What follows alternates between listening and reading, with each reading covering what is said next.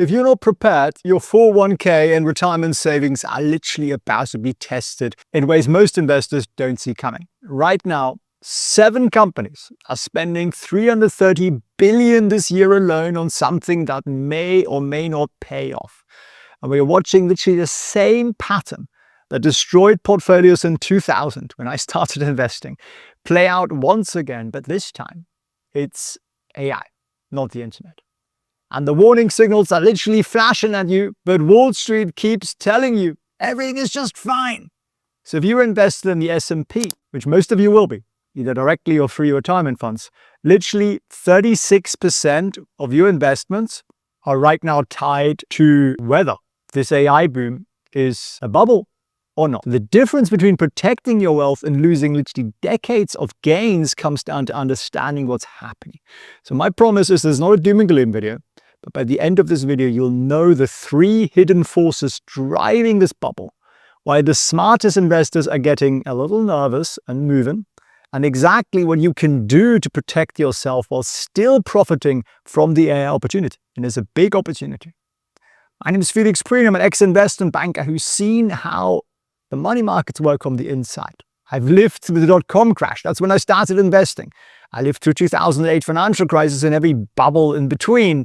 And I'm also the founder of the Goat Academy, where we've taught over 20,000 students to learn to navigate these kind of markets. I'm also the co-founder of TradeVision.io, where we help everyday investors cut through the Wall Street noise, give you the news that matters, give you the data that matters. So my retirement job is to show you what's really happening behind the scenes so you can make smarter decisions with your hard-earned money. Now picture this. It's 1998. The internet is exploding. New companies with catchy .com names are popping up everywhere, and everyone thinks they found the next Microsoft. Investors are throwing money at anything with the .com in the name. Doesn't matter if they have a business plan or not. So the euphoria is this. For 2 years, portfolios are going up and up and up and up. Your neighbors think you're a genius for buying tech stocks. Everyone's convinced this time is different because the internet is revolutionary, which is true.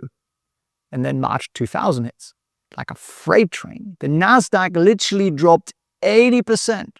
Not a typo, 80%.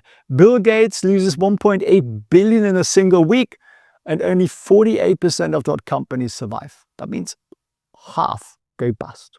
I lost half my money back then. I didn't know what the heck I was doing. And yes, the internet was revolutionary, but that didn't stop the bubble from bursting. If you fast forward to today, I'm feeling the same energy again, but this time it's not the internet's AI. People are calling it a once-in-a-lifetime opportunity. I'm guilty of that too, because it is.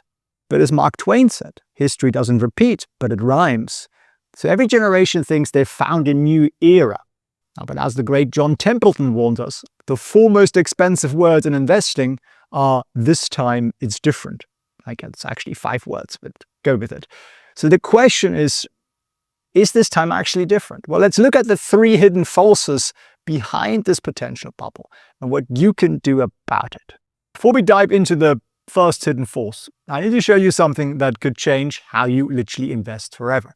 The way I learned was from my boss, an investment bank, and then from mentors that I paid since, who were tremendous people who worked for places like Goldman Sachs and Bestern and Deutsche Bank and the big investment banks and the big hedge funds. And they not only gave me the rules that I use every week, but also they taught me experience. They looked at what I was doing and they spotted the big glaring error that I hadn't seen yet.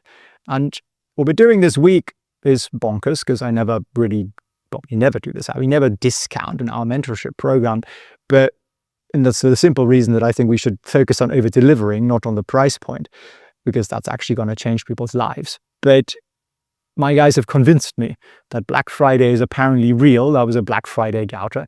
Don't really see that in this part of the world, but apparently it's a true thing. So we are doing a crazy offer. So if you want to participate and benefit from that crazy offer, well, now is your chance. You can literally book a free strategy call with my team.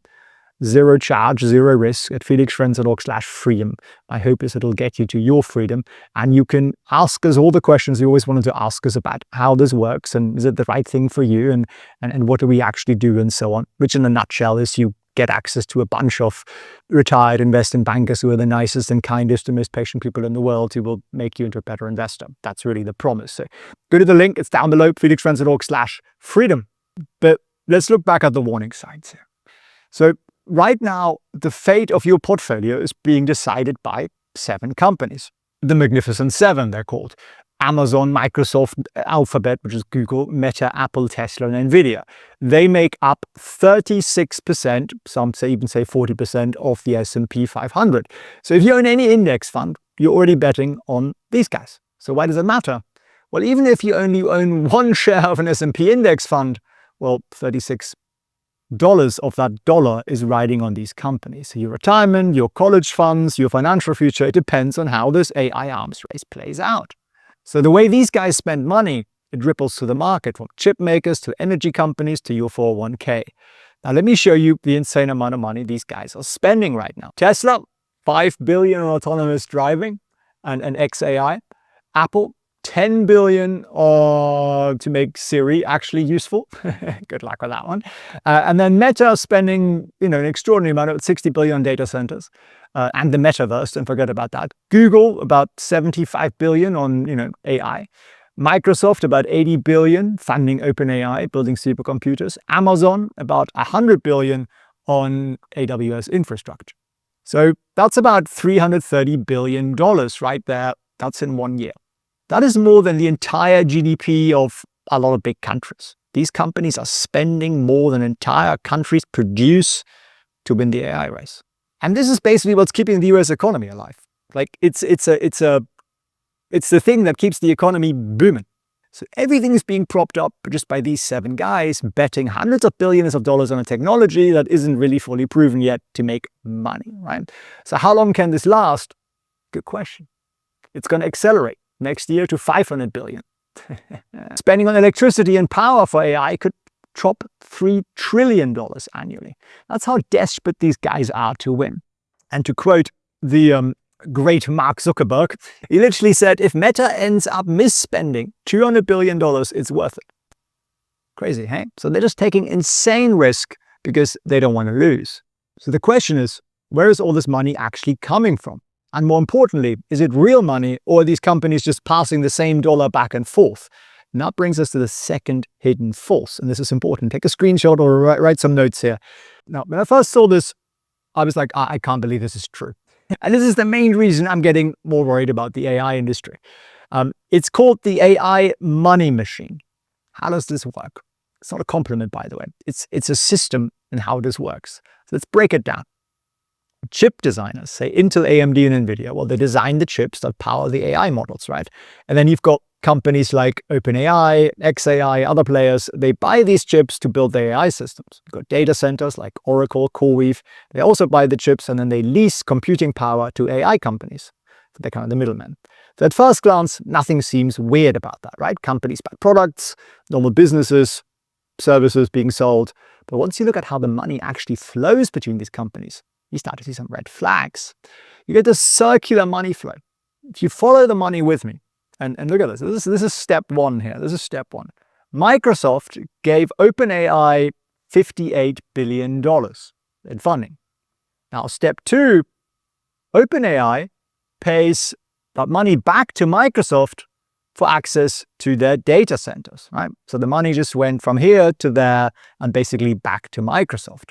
Step 3, what happens? Well, Microsoft, this is step 3, Microsoft now uses that same money to buy Nvidia chips. And then, so the money flows back to Microsoft here, and then Microsoft buys these Nvidia chips.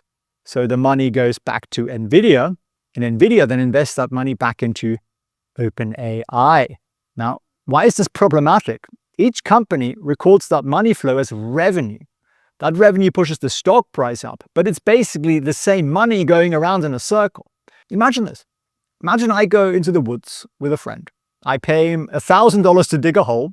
He pays me $1,000 to fill it back in, right? We're not burying any bodies here. Don't think anything strange. Now, we both now have $1,000 in revenue.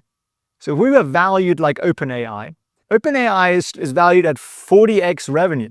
Our whole digging and filling business would be worth $40,000 each. Does that make sense? No, of course not, right? I'm digging a hole, he's filling it in, or the other way around, nothing, no value created. But that's essentially what's happening. Now, this has gotten even crazier lately because OpenAI announced a $300 billion deal with Oracle. Oracle immediately says that they'll spend tens of billions of dollars on NVIDIA chips, and NVIDIA agrees to invest $100 billion back into OpenAI. But here's the catch. To unlock that investment, OpenAI has to buy more NVIDIA chips. So who's the winner? Well, there's really only one winner here. It's NVIDIA. They're just crushing this game. Their share price is up 1,600%. Their chips are sold to everybody, Microsoft, Meta, Google, Amazon, everybody. And they invest back into the same companies that buy their products. This is like paying your customer to buy your product. It artificially inflates demand. So think of it this way. NVIDIA sells the shovels to Oracle. Oracle provides the land. OpenAI digs the quarry. And they're all helping each other lure people into the mines. But nobody's struck gold yet, you see. So the core problem is that OpenAI is valued at $500 billion, but it's only making about $12 billion in revenue. And it's losing money every single month. So the math doesn't really end up. AI services are not making enough money right now. The revenue doesn't justify the valuations, but everybody's betting on future profits that may or may not come. So can they actually make money? Yeah, it's possible. They have some huge levers that they can pull. Advertising, right? 700 million people use ChatGPT. They're gonna roll that out. That's massive, and it's an enormous amount of data that they've got. So imagine when Sam Altman turns on ads and allows companies to recommend products directly inside your conversations. It could be like nothing we've ever seen before. It could be more targeted. It could be better than Google and Facebook. Now, they also announced that they're going to start allowing adult content and erotica in chats, right? That's a huge industry, apparently.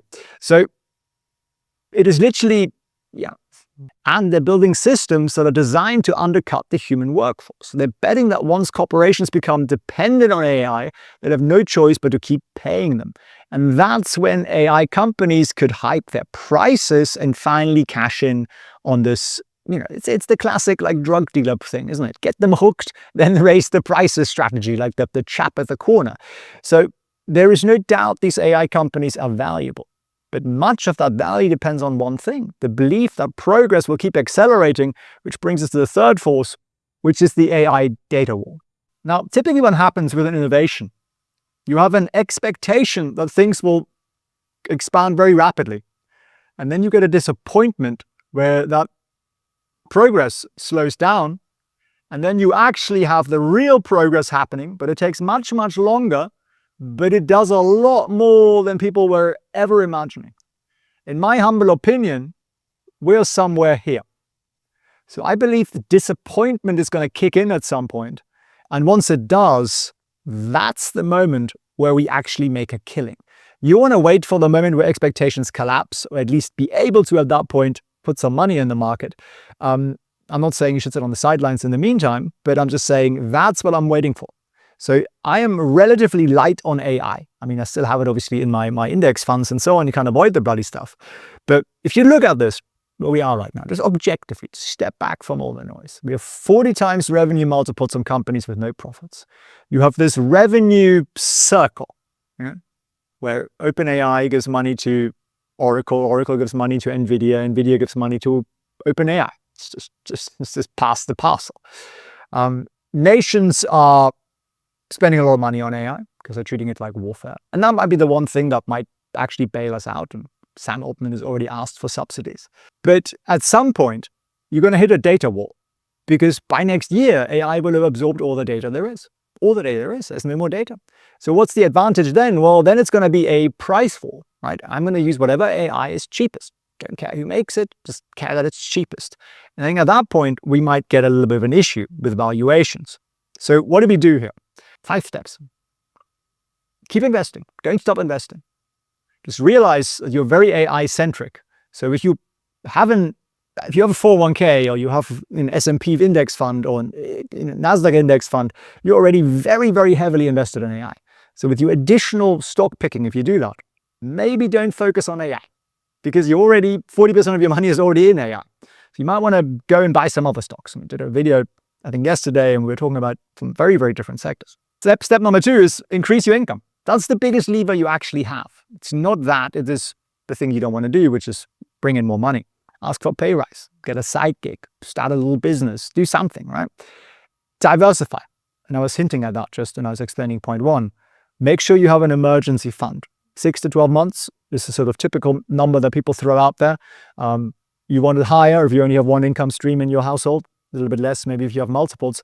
And that emergency fund could also be partially used at least to buy the crash when it comes. There will be a crash. It's inevitable at some point.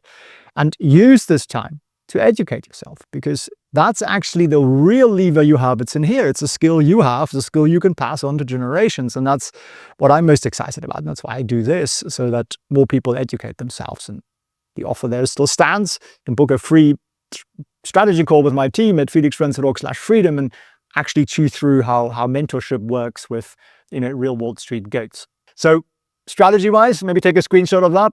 Auto-invest absolutely into the index. Buy the crashes. When everybody panics, you want to jump in. Don't ever use leverage. Never borrow money in your portfolio, because that's the one thing that will knock you out when the market crashes. It'll force you to sell at the worst possible moment. This is a possible portfolio allocation. Again, not financial advice, just as sort of guidance, something to think about. Stocks, I think, should be the vast majority of it for most people. Bonds can bring more stability. The older you get, the more you might want to shift to more stable investments. I think an inflation hedge of some precious metals is a good idea.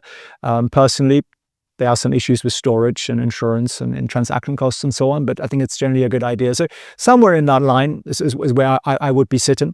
And the most important thing, in my humble opinion, is invest in this. Invest in your skills. It's like a skill like any other, money management. So go to felixprehn.org/freedom, book yourself a call, and if you got some value out of this, share it with someone. You might get some value out of it too. Thanks for watching. Look, Wall Street just warned the big investors, while you and me, the retail investors, are once again left uninformed. And it kind of pisses me off that there is this one set of data for the big money and